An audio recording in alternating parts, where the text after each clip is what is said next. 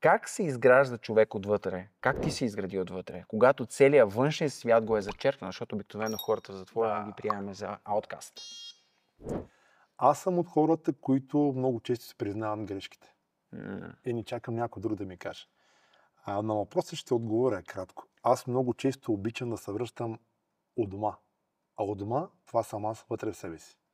И си говоря много честни, открити, болезнени разговори. Отварям раната си сам и сам се затварям, докато тя не стане белек. Задавам си толкова неудобни въпроси. Стигал съм до моменти, където страшно много съм се мразил и аз съм се зачерпвал. Но аз знам едно основно правило и то е следното. Аз цял живот живея с един и същ човек. И това съм аз.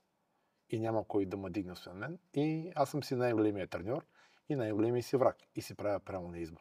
И винаги избирам да извличам най-доброто от загубите, които съм преживявал. Как съм стигнал до дъното. И аз не съм бил на дъното, т.е. на дъното и оттам съм се отласкал много реалистично. Колкото съм по-реалистичен, колкото съм по-честен към себе си, толкова по-лесно преодолявам нещата. Тоест не те е притеснявало, че хората те сочат спрат, заклеймяват те, отритвате. Съм сигурен, че много хора са се отрекли от теб, най-вероятно. Всички най-добри мои приятели се отрекаха от мен, а всичките, така наречени, ако мога да кажа, противници, да не казвам врагове, всичките ме са ме уважавали и имат респект до този момент. Какъв феномен бе? И това нещо, което успях да разбера е, че думата братство не съществува, ако той не е до теб, когато ти си сам със себе си. И ти каже, освен себе си имаш и мен. Това за мен е много силно братство. Тоест искаш да кажеш, че след като си преживял това нещо, маските на хората около теб са паднали и ти си разбрал. Чакай малко, всичко това братство, ти си мой брат. Звучи прекрасно и е супер, когато сме на маса и си приказваме хубави приказки, но в момента аз ще разбера, че ти си мой брат, когато си с мен на дъно. За мен е много важно нещо, което искам твоята аудитория да разбере. Ръката, която подава, ни трябва да натиска на долата дърпа, когато ти си сам. И той знае, че ти си долу.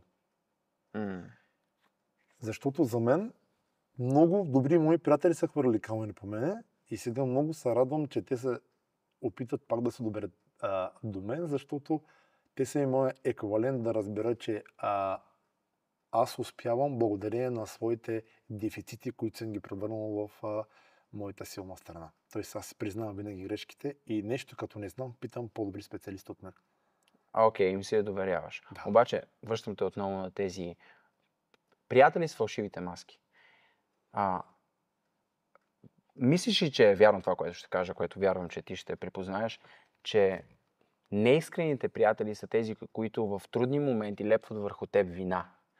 Да, те те съдят повече, отколкото държавата съди. Повече, отколкото медиите съдят. Повече, отколкото обществото съди. Без нищо лошо да си им казал. Не направил. Казал. И слагат една мишена на гърба ти и я насочват. И те стрелят първи. И карат други хора да стрелят първи. Тоест при мен, моите приятели искаха да минат на моето място. За съжаление, на повечето не им се случи. На моето място, където бях аз, е много ветровито.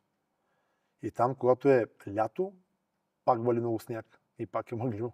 Окей, т.е. за да затворим този въпрос, как се изгражда човек отвътре, ти казваш, влизам във вътрешната си стаичка, не разчитам на външния, твоя дом, твоето сърце е твоя дом.